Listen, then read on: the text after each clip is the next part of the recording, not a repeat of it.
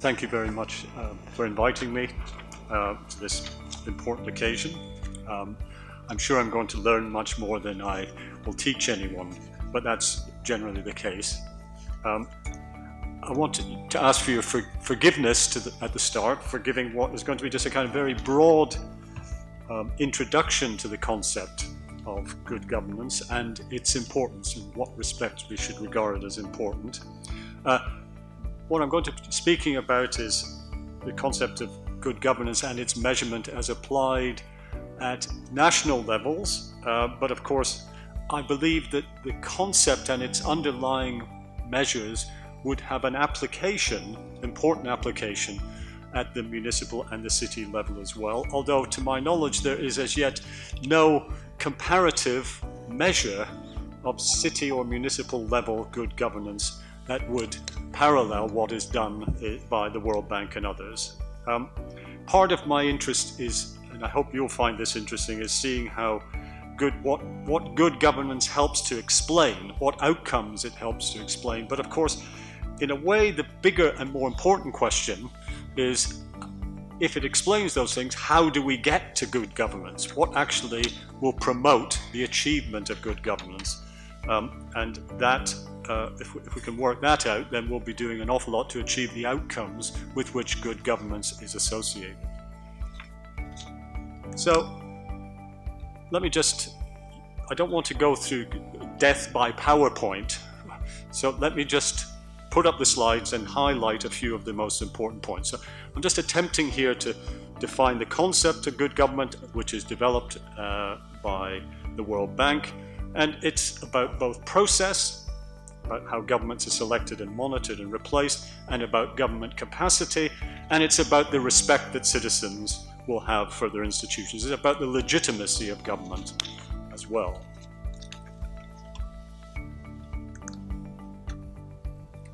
When do we have it? When do we know when we have it? Well, we have it when governments, nation states, provide a high order of certain political goods, when governments perform effectively and well. And in the second paragraph, you'll see a whole number of different sorts of outcomes in terms of the provision of goods which are considered to be important when good governance is achieved. It's about the management, supply and delivery of these goods. And the important point here is that, in theory at least, good governance ought to be measurable. So we should be able to look at the various dimensions by which we think good governance is understood as a concept, and then provide effective and comparable and valid measures of them in various contexts. Why does it matter? Now, there are a whole number of outcomes that are associated, important outcomes that are associated with good governance. Perhaps the most important is that it is associated with greater happiness of citizens. We have had a range of people in recent years trying to suggest that we replace the notion of growth in GDP with growth in gross happiness. Well, if that's the case, then good governance appears to be very significantly associated with growing happiness. And that appears to be especially the case, right, in developing countries. It's associated with growth, but not every part of the measurement of good governance is associated with growth. Growth is especially associated with political stability and the rule of law. But transparency, it appears, in political systems, civil liberties, political freedom, does tend to be associated with poverty reduction. Overall, good governance builds ties among stakeholders, legitimacy, and leads to better decisions and better policies. And you can just read there various sources, including the local good governance guide, about the sorts of things which good governance effectively promotes. I won't go into more detail on that. It's important, I think, to recognize a big shift in the conceptualization of good governance that occurred in the late 19th and early 2000s, which is, as I say here, a shift from measurement or assessment of the quality of performance to the quality of perceived performance. That is to say, it was something that individuals and citizens ought to feel makes a difference in their lives. And so consequently, there's now an interest in measuring the success of public interventions in terms of the quality of life changes which they bring about for those affected by them. Now, for those of you who are remotely familiar with this subject, you will know already what the World Bank, which is essentially the measure on which people who think about good governance in a comparative perspective had converged on, the various dimensions of good governance which the World Bank seeks to provide information about. And you can see that they include, I'll just list them: voice and accountability, political stability and absence of violence and terrorism, government effectiveness, regulatory quality, rule of law, and the control of corruption. And you can no doubt read more about that.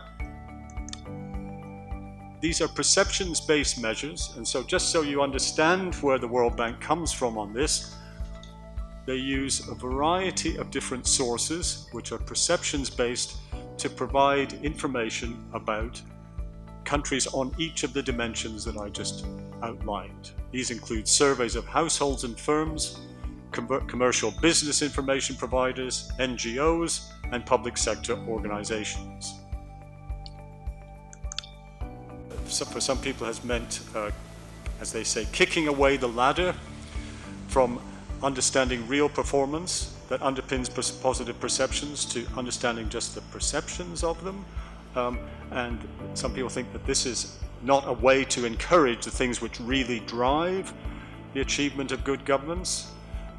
There's questions about exactly what it measures. Does it measure the same thing in liberal societies as it measures in authoritarian ones? And finally, are there 6 indicators, voice, accountability, etc., or are they just one? And what appears to be the case from the analysis that's done by the World Bank and others is that whereas in the most countries with the highest levels of good governance, most of the indicators go in the same direction. They tend to be reinforcing. It doesn't appear to be the case in many developing countries in which you can be strong on one measure and weak on another, and they don't form a single dimension, so we need to look at them separately. Appears to be a strong finding in this literature. So I just want briefly to compare good governance in the Eastern Partnership countries and compare it with the OECD average for each of the dimensions that we're talking about. And what I'm showing here are the percentile rankings where a country stands in the percentile of the good governance distribution. One could do it but by the absolute scores, and the overall pattern will be more or less exactly the same. So I'm just going to show you some slides and hopefully you can see them. Hopefully the color coding is well enough indicated if you're not colorblind, that is, to be able to see. At the top we have the OECD average, and you'll see it is more or less flat and stable with respect to voice and accountability, and we see significant gaps in voice and accountability with the OECD countries. The countries that there's up and down, as you'll see across this. In some cases, the worst performing countries have a tendency to move down. One might note that Georgia is one of the countries which on voice and accountability have moved up, though it remains significantly lagging. Now we're going to just look at it for political stability and absence of violence. What I think is interesting here is there's the gap that remains. You'll see that there is something of a decline in the OECD average, which I presume has to do with the rise of terror and other forms of violence in these sorts of countries in recent years. We have some countries in which clearly we have got very significant declines in that, Ukraine being the most obvious and understandable example. If we look third at government effectiveness, again we see the gap Again, however, we see that the big gainer that is moving up the rankings is to be found in Georgia, with a blip towards the end, and with not much change in the other countries over time. So Georgia is the differential factor in this case. There's 2 to go. This now is for government effectiveness, sorry, this now is for regulatory quality. And here we'll see a very significant transformation in the position of Georgia, to the point that it is not that far from the OECD average on this particular measure. Bad performing countries have done nothing, and that's the most disturbing thing of all. It shows that things can be done when certain conditions are present, but that in the worst performing countries, for whatever reason, they have failed to achieve much transformation.